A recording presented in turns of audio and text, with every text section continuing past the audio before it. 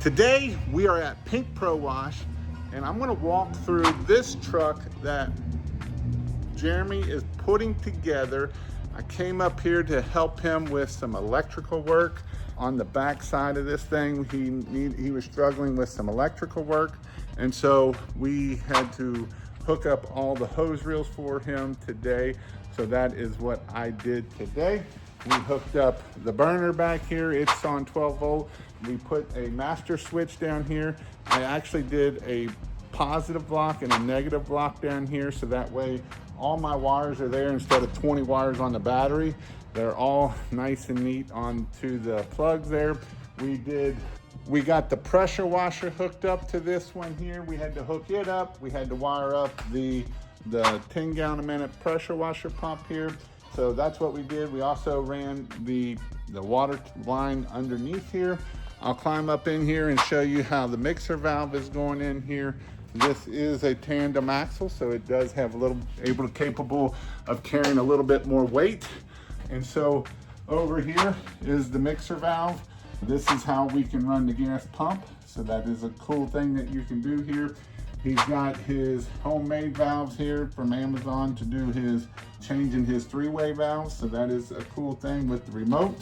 So you got the remote.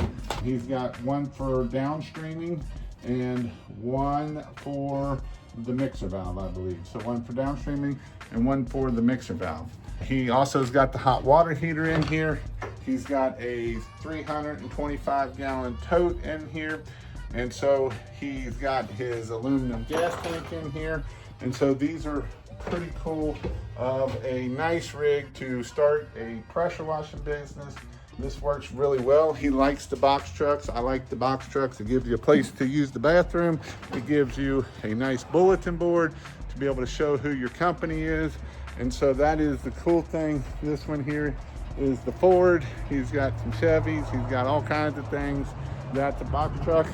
And yeah, he's got his van over here. So with that, I hope you all have an amazing day. If you have any questions, on how this rig here is built, or if you need me to help you with anything, please go check out kingofpressurewash.com and I can help you out in any way that I can. But again, pretty simple. One of the things here is he will do garden hose down here on the bottom. His soft wash is on top, and his pressure wash hose is not tied into it. So he just uses this to hold the reel.